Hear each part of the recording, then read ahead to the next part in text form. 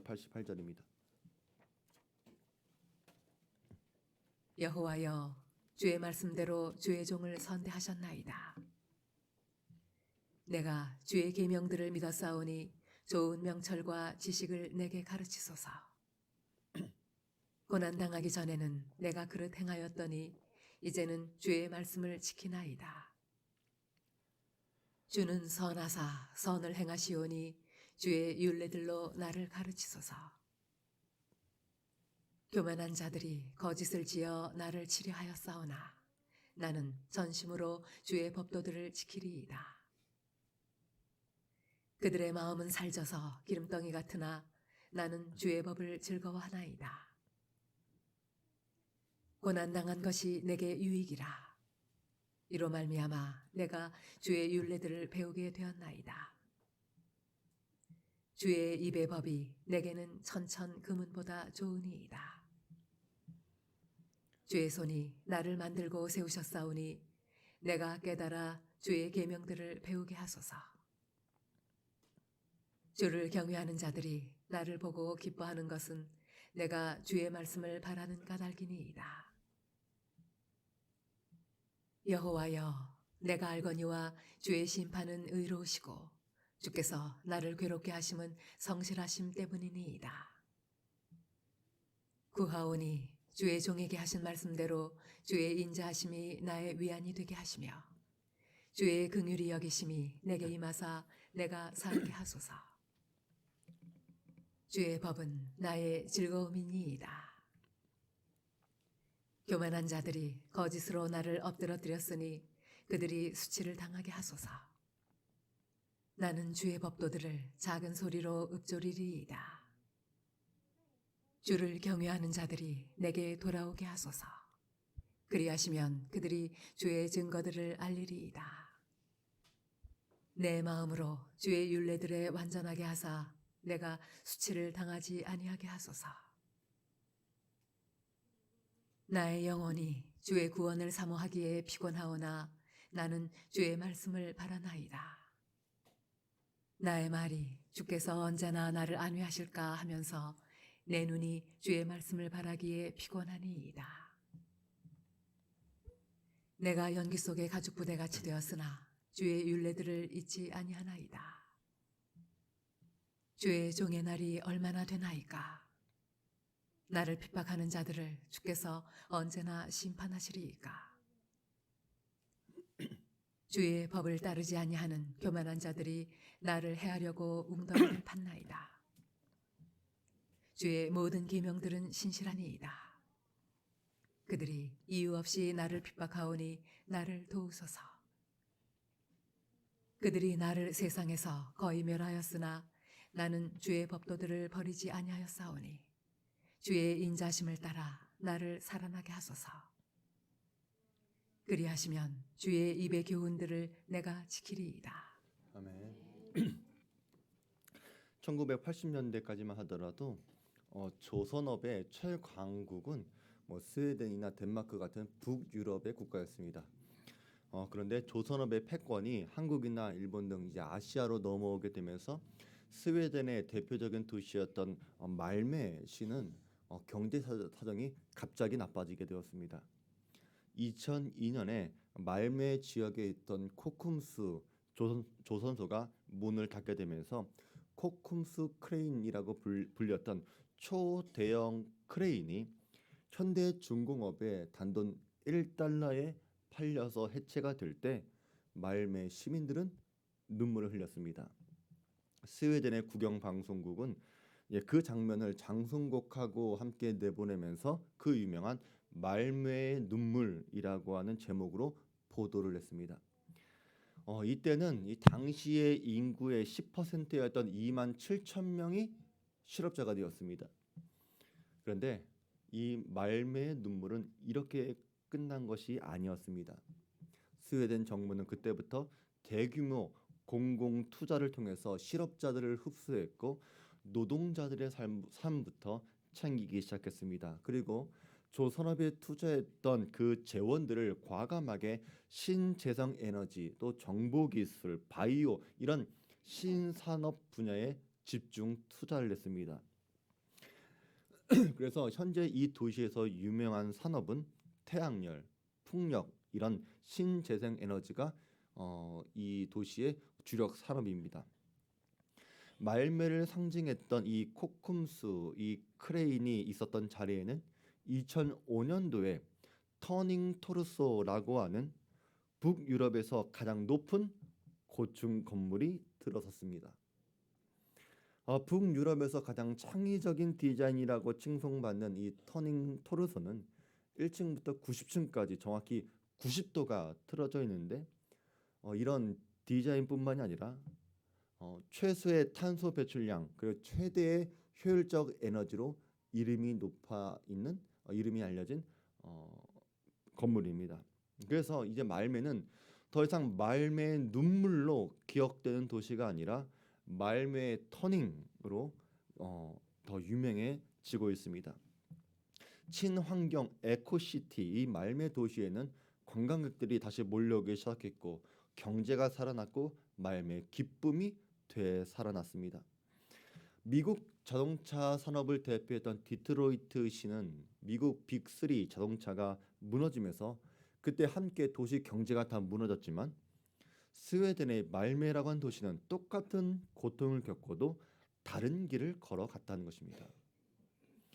자신의 생명줄이었던 조선업이 무너지는 처절한 고통에도 주저앉지 않고 자존심을 버리고 새로운 길을 모색했고 예전보다 훨씬 눈부신 성장을 이룬 것입니다.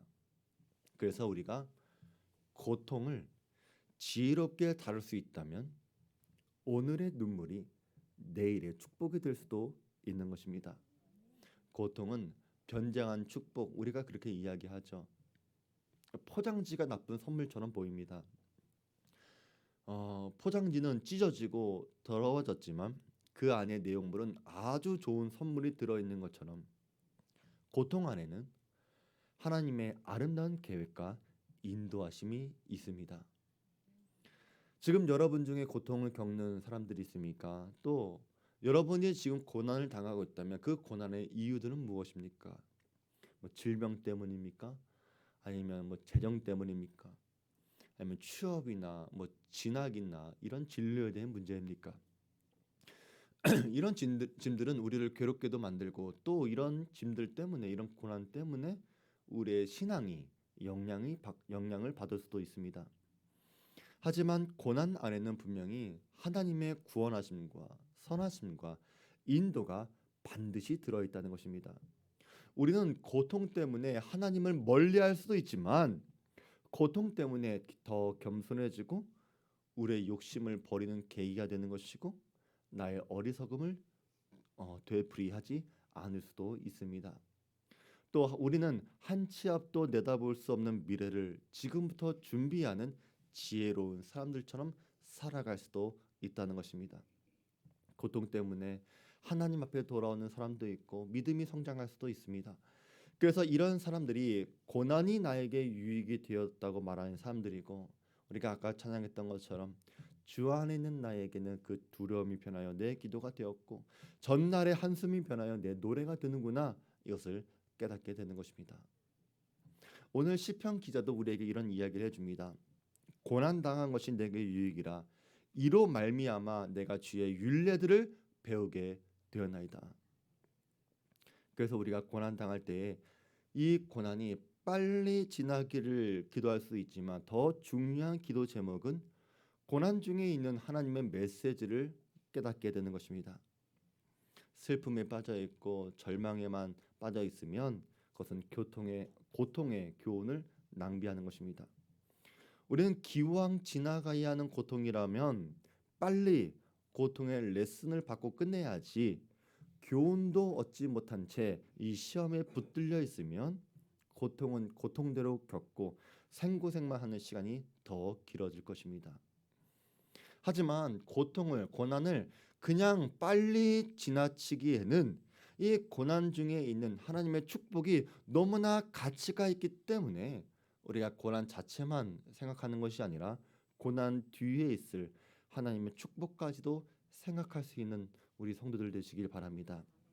그리고 인생길에서 만나는 고난은 반드시 우리가 겪을 수밖에 없다는 것을 깨닫게 되기 바랍니다. 그것은 하나님께서 내시는 길이라고 하더라도 언제나 탄탄대로만 있는 것이 아닙니다.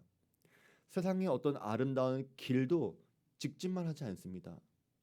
어떤 길은 터널길을 지나야 하기도 하고, 또 어떤 길은 우회해서 돌아가야 하기도 하고, 어떤 길은 좌회전하거나 우회전하면서 방향을 바꿔야 합니다. 내리막길도 있고 오르막길도 있습니다.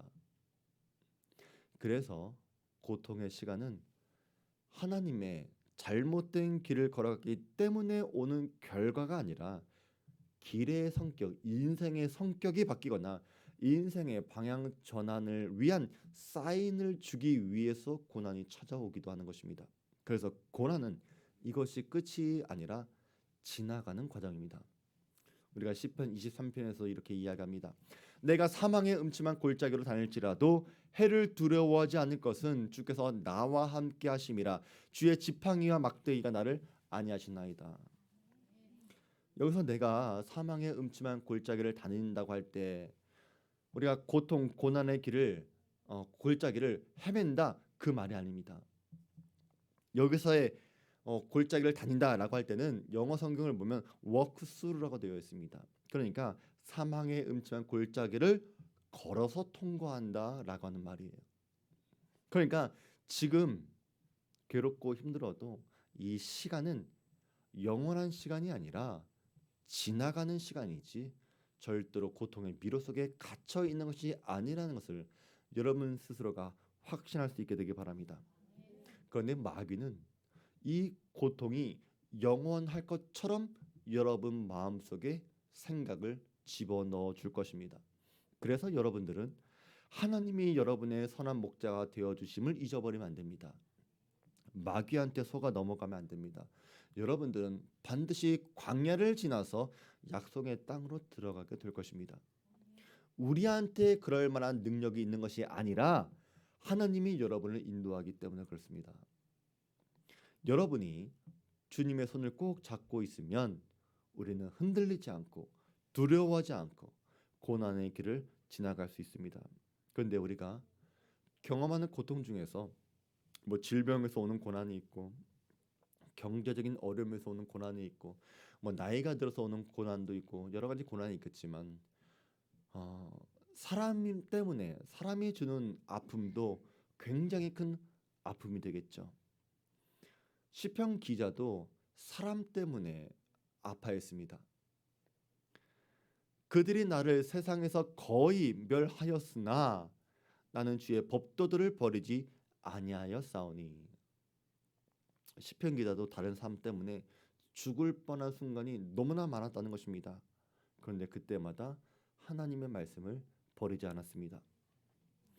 아직 하나님의 신실한 약속이 내 삶 가운데 이루어지지 않았다고 하더라도 신실한 하나님을 믿겠다는 것입니다. 그래서 주님께 이렇게 기도할 수 있는 것입니다. 나의 영혼이 주의 구원을 사모하기에 피곤하오나 나는 주의 말씀을 바라나이다. 나의 말이 주께서 언제나 나를 안위하실까 하면서 내 눈이 주의 말씀을 바라기에 피곤하나이다. 그러니까 우리의 영혼과 우리의 육신은 고난 때문에 피곤하고 지쳐 있더라도 하나님을 바라보는 것을 놓치면 안 된다는 것입니다. 하나님, 언제쯤 나를 돌봐 주시겠습니까?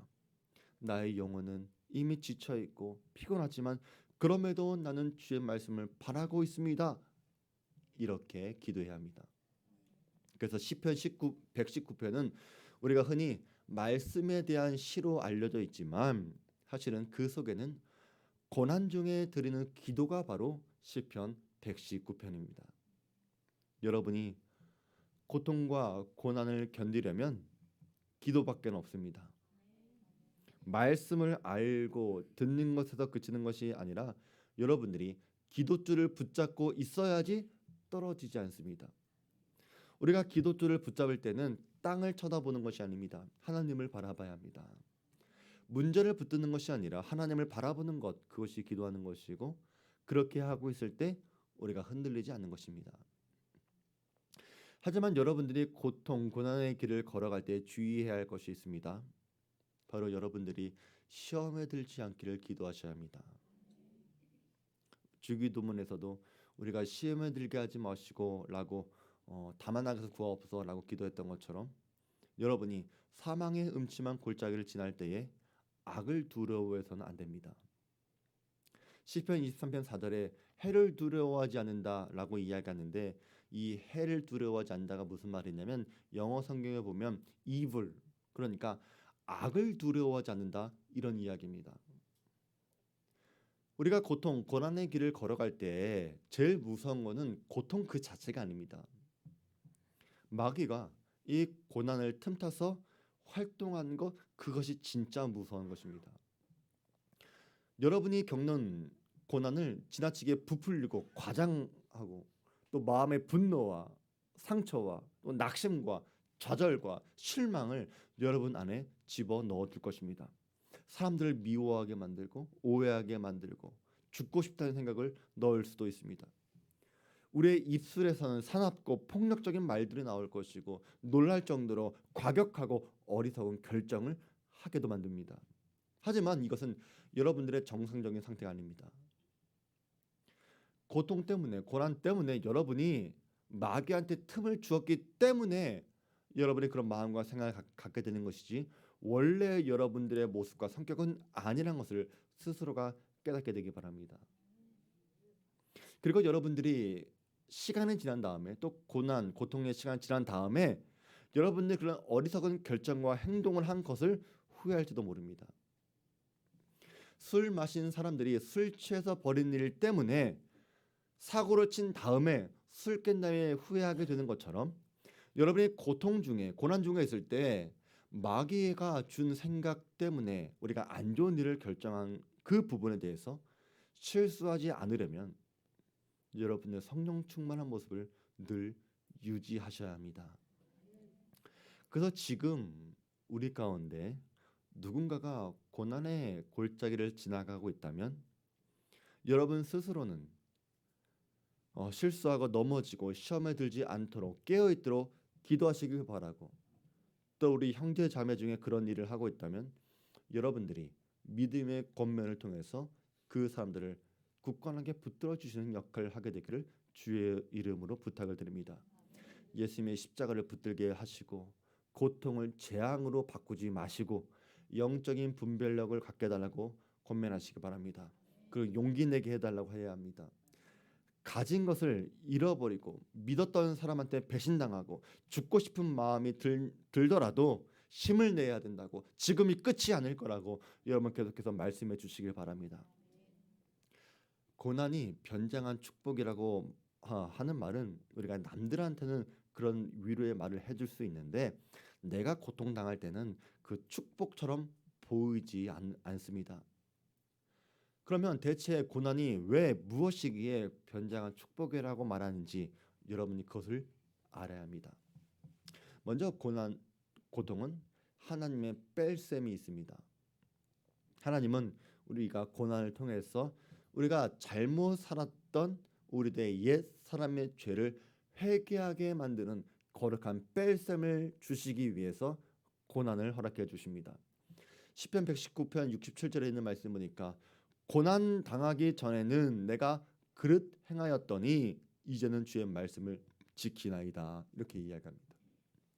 이 말씀은 내가 지금까지 잘못 살아왔는데 고난을 만나니까 내가 그것을 깨달았다, 이런 말입니다. 이 말씀은 당연한 것처럼 보이는데 의외로 많은 사람들이 고난 당하는데도 회개하지 않습니다. 책임을 회피하고 남을 탓하고 변명하고 부인합니다. 또다시 어리석은 자신의 과거로 돌아갑니다. 그것은 고통을 낭비한 것입니다. 하나님은 분명 우리에게 은혜의 기회를 주었을 것입니다. 우리는 그 은혜의 기회를 통해서 분명히 한 단계 성장할 발판을 마련할 수도 있습니다. 하지만 이 은혜의 기회를 날려버렸을 때가 얼마나 많습니까? 또 우리가 돌이킬 기회도 많았는데 우리가 남 탓하면서 스스로 바꾸지 못했던 적은 얼마나 많습니까? 그런데 시편 기자는 뭐라고 이야기합니까? 내가 그릇 행했다라고 고백을 하지만 이 고난을 통해서 나 자신을 점검했다 그렇게 말하지 않습니까? 이게 회개입니다. 탕자도 돈이 있을 땐 몰랐습니다. 근데 돈을 다 잃어버리니까 아, 내가 아버지 집을 떠난 게 잘못했던 것이구나. 그것을 깨달았습니다. 고난, 고통의 원인은 내가 선택한 결과였다는 것입니다.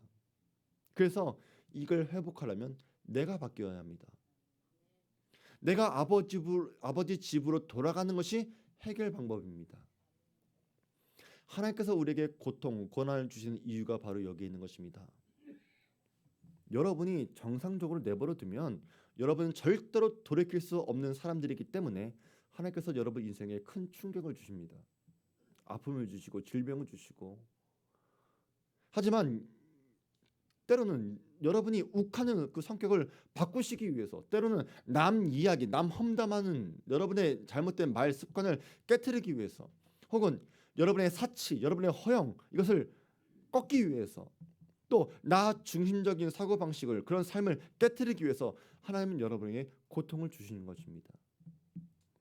여러분 안에 있는 독소를 빼내라고 하나님은 고난을 통해 그것을 드러내 주시는 것입니다. 그래서 고난을 변장한 축복이라고 말한 이유가 바로 여기 있습니다. 히브리서에 있는 말씀 보니까 무릇 징계가 당시에는 즐거워 보이지 않고 슬퍼 보이나 후에 그로 말미암아 연단 받은 자들은 의와 평강의 열매를 맺느니라. 그러므로 피곤한 손과 연약한 무릎을 일으켜 세우고 너희 발을 위하여 곧은 길을 만들어 저는 다리로 하여금 어그러지지 않고 고침을 받게 하라. 고난은 하나님의 징계처럼 보이지만 또 당시에는 즐거워 보이지 않지만 고난 속에서 연단받은 사람들은 의와 평강의 열매를 맺게 되면서 깨닫게 되는 것입니다. 아, 나의 저는 다리를 고쳐서 어그러지지 않게 하시려고 나에게 고난을 허락해 주신 것이구나. 그러니까 쭉 둘러보면 여러분이 지금 당하는 고난들이 다 보이잖아요. 다 보이잖아요, 그냥. 1대1 상담이었으면 다 지적하면서 다 얘기해주고 싶은데 제가 지금 말아서 얼마나 답답하겠어요. 어?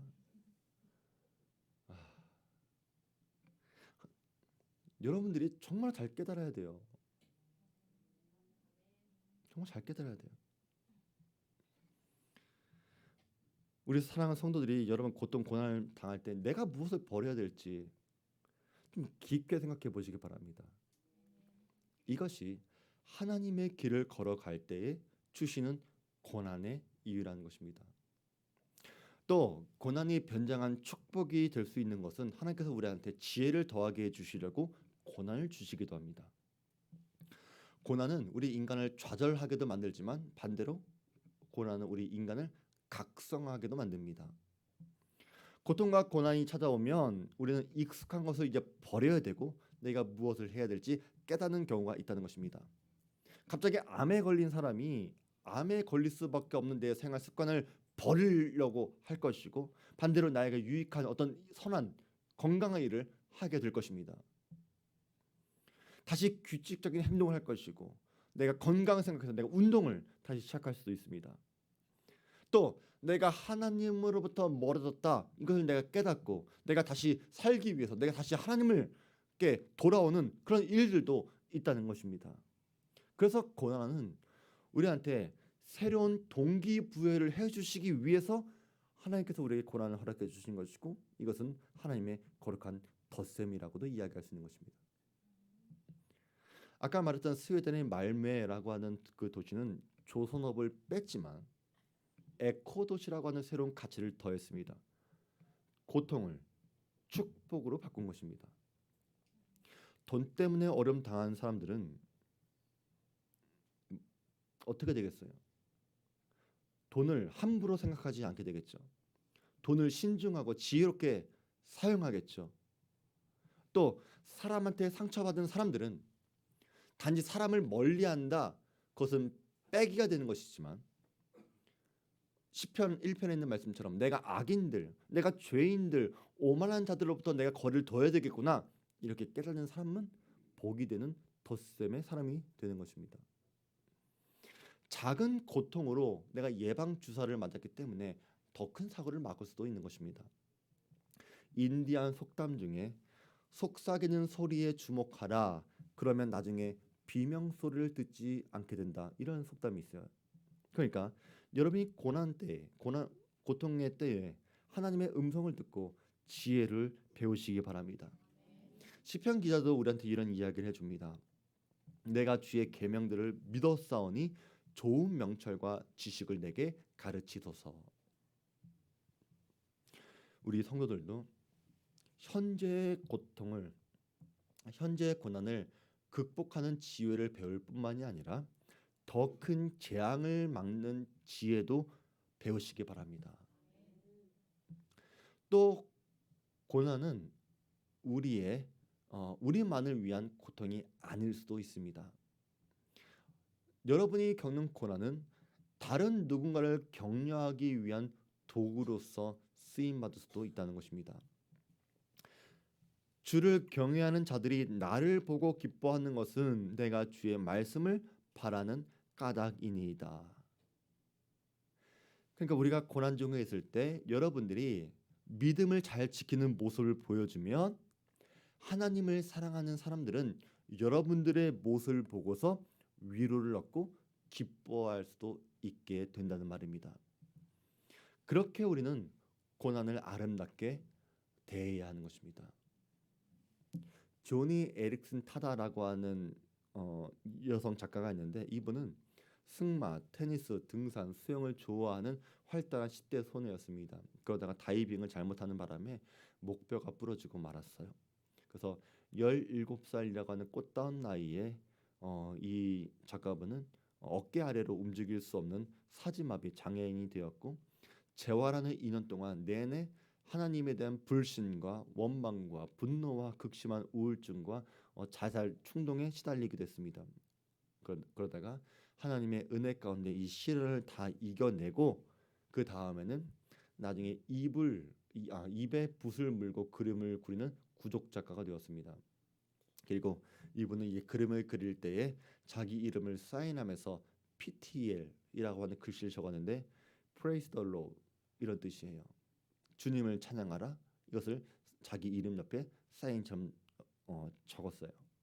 그리고 자신의 경험을 바탕으로 해서 48권의 책을 쓰기도 했었고 6개의 앨범을 녹음했고 또 자신의 생애를 간증한 다큐멘터리 영화에 출연하기도 했습니다. 이 여성 작가분의 책과 그림과 영화와 간증을 듣고 많은 사람들이 희망을 얻고 예수님께 돌아오기도 했습니다. 또 이분이 세운 조니와 친구들이라고 하는 이 단체는 지금도 소망을 주는 단체가 되어 가고 있습니다. 그래서 때로는 뜻밖의 비극이 일어나서 인생이 끝난 것처럼 여겨지게 될 때가 분명히 있을 것인데 그때 하나님의 손을 붙잡고 고통을 이겨내면 그 여러분들의 모습을 보고서 많은 사람들이 힘을 얻을 수도 있게 된다는 것입니다. 내가 너무 연약해서 아무것도 하지 못할 것 같은 바로 그때가 바로 강하게 쓰임받는 때가 될 수 있습니다. 고린도후서에 있는 말씀 보니까 나에게 이르시기를 내 은혜가 내게 족하도다 이는 내 능력이 약한 데서 온전하여 짐이라 하신지라. 그러므로 도리어 크게 기뻐함으로 나의 여러 약한 것들에 대하여 자랑하리니 이는 그리스도의 능력이 내게 머물게 하려 함이라. 이게 바로 영적인 리더십입니다. 우리 사랑하는 성도들의 삶을 볼 때에 이렇게 작고 부족한 우리를 사용하시는 하나님의 방법이 너무나 놀랍고 이해되지 않을 때가 있지만 우리가 잊지 말아야 하는 것은 하나님의 부르시면 절대로 후회하심이 없다는 것입니다. 때로는 그 과정에 고통과 고난이 있겠지만 이 일을 통해서 우리는 더 바르고 더 안전한 길로 가게 될 것이고 다른 사람들을 세우는 일에 여러분이 쓰임 받을 수도 있을 것입니다. 우리 사랑하는 성도 여러분들 절대로 고난을 낭비하지 마시기 바랍니다. 고난 중에는 분명히 여러분을 향한 하나님의 계획이 있습니다. 하나님은 고난을 통해 여러분에게 하나님의 길을 말씀해 주고 계십니다.